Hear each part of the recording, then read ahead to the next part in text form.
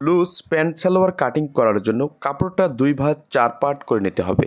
এরপর যে কোনো একটি সাইড নিজের দিকে রেখে যদি নিচে এই ধরনের পাইর থাকে তো পাইরের দিক থেকে মার্জিন শুরু করতে হবে। এর থেকে আধা ইঞ্চি নিচে একটি সেলাই মার্জিন দিয়ে নিতে হবে এবং এই সেলাই মার্জিনে ইঞ্চিরেপটা বসিয়ে লম্বার মাপ বের করে নিতে হবে।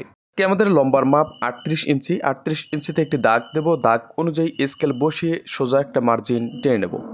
এরপর রাবার ঘর বা ফিতা ঘরের জন্য 2 ইঞ্চিতে একটি দাগ দিয়ে নিতে হবে।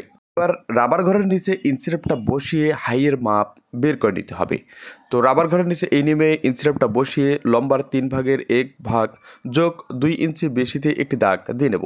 38 ইঞ্চি লম্বার মাপ, 38কে 3টে ভাগে ভাগ করলে হবে 12.5 ইঞ্চি। এর সঙ্গে 2 ইঞ্চি যোগ করলে হবে 14.5 ইঞ্চি।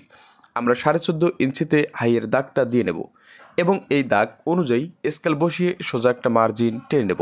এবার হাইয়ের মার্জিন থেকে মুহুরির মার্জিন পর্যন্ত যেন প্যান্টটা ফর্মাল প্যান্টের মতো সুন্দর বসে থাকে জন্য বাইরের দিকে একটি টেকিন দিয়ে নিতে হবে। তো আটকানো সাইড থেকে 3 থেকে 3.5 ইঞ্চিতে স্কেলটা এই নিয়মে বসিয়ে মার্জিন টেনে নেব। তো এই নিয়মে সুন্দর করে একটি দাগ দিয়ে নেওয়ার পর এবার হাইয়ের মার্জিনে হিপের 4 ভাগের 1 ভাগে একটা দাগ দিয়ে নিতে হবে। আজকে আমাদের হিপের মাপ 40 ইঞ্চি। 40কে 4টে ভাগে ভাগ করলে হবে 10 ইঞ্চি। আমরা প্রথমত 10 ইঞ্চিতে একটি দাগ দিয়ে নেব। এরপর লুজ নিতে হবে। আমরা লুজ নেব 4.5 থেকে 5 ইঞ্চি। আমরা 4.5 ইঞ্চিতে একটি দাগ দিয়ে নিলাম। এবার এই লুজ সহ এখানে যত ইঞ্চি হবে ঠিক কোমরের তত ইঞ্চিতেই একটি দাগ দিয়ে নেব এবং 2 দাগ অনুযায়ী স্কেল বসিয়ে সোজা একটা মার্জিন টেনে নেব। এরপর হাই শেপ দেওয়ার জন্য 1 ইঞ্চি দূরে একটি দাগ দিয়ে নিতে হবে। এরপর আমাদের মুহুরির মার্জিন দিয়ে নিতে হবে। মুহুরির মার্জিন দিতে হবে মুহুরির 2 ভাগের 1 ভাগ। লুজ প্যান্টের জন্য আপনাদের মুহুরির মাপটা 14 থেকে 15 ইঞ্চি দিয়ে নিতে হবে। তো আমরা 14 ইঞ্চি মুহুরি দিলাম, 14-এর 2 ভাগের 1 ভাগ 7 ইঞ্চি।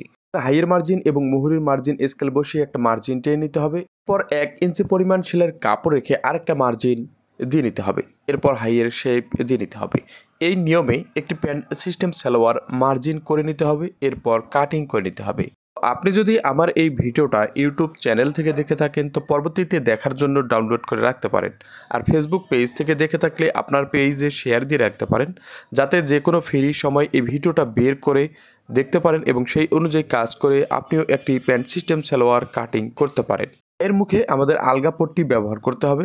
তো আলগা পট্টির কাপড়টা এই নিয়মে সমান করে ধরে 1.5 থেকে 2 ইঞ্চি চওড়া করে কাটিং করে নিতে হবে। ভিডিওটি উপকারে আসলে শেয়ার করুন।